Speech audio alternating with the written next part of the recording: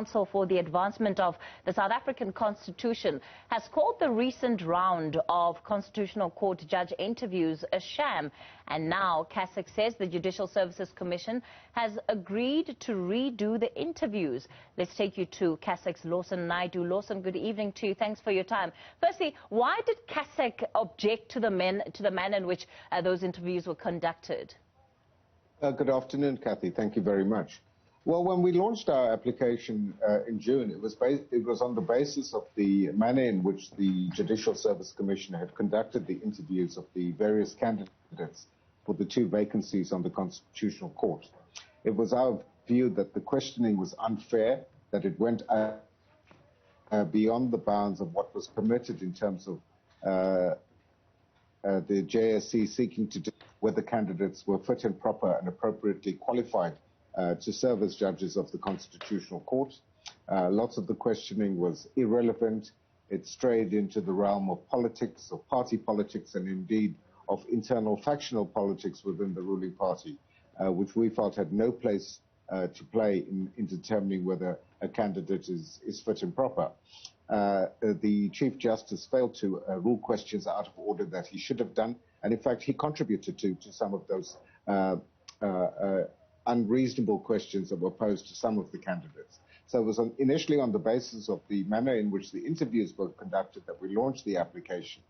But having launched the application and when we received the record of the deliberations of the Commission in its closed session, it became even more apparent that there was no meaningful deliberation on the suitability of candidates, and the Chief Justice simply produced a list of 5 names out of nowhere, and the JSC proceeded to vote on those 5 names, and those were the 5 names that were put forward to the President.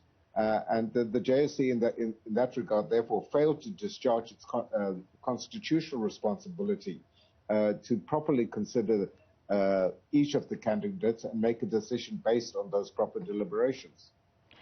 In terms of the relief that you have sought then, is it just about those names, the final shortlist, and the fact that you feel the process wasn't thorough enough, or that these interviews should take place from scratch? And it's unlikely that there are going to be new candidates that are fielded, I imagine. What value do you think will come out of that?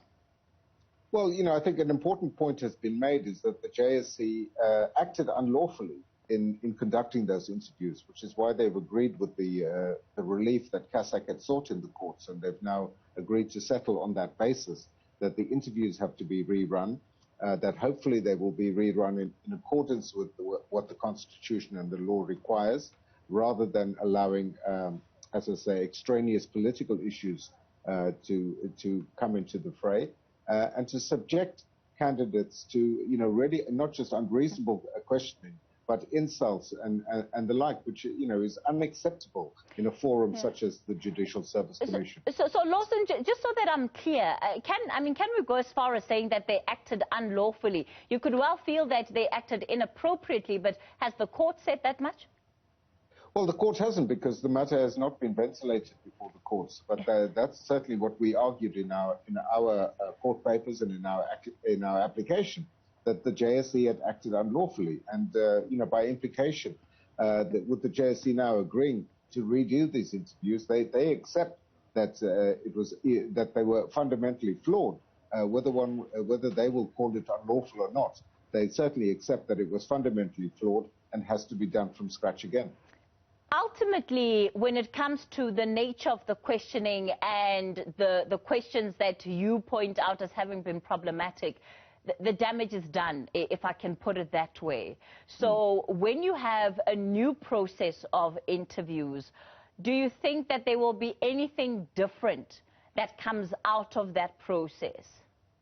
Well, we certainly hope that there will be a fairer range of questions that are posed, and that the JSC commissioners will apply their minds to the attributes of the different candidates and make recommendations based on those attributes that the candidates demonstrate.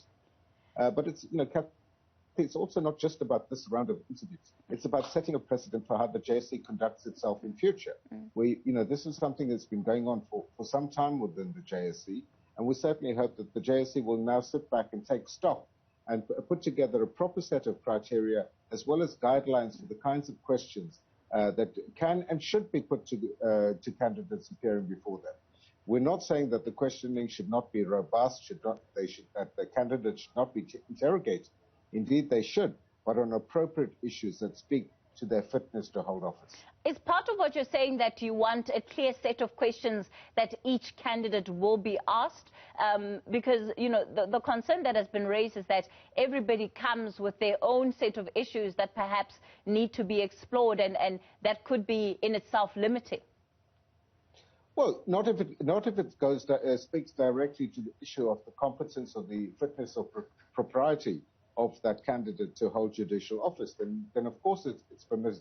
But what we saw in this last round of interviews was questions that went into issues of the political preferences of candidates and their political beliefs, which has got nothing to do with the interviews, unless of course those judges have in the course of their judicial history demonstrated a political bias in delivering judgment in any of those cases that they may have heard.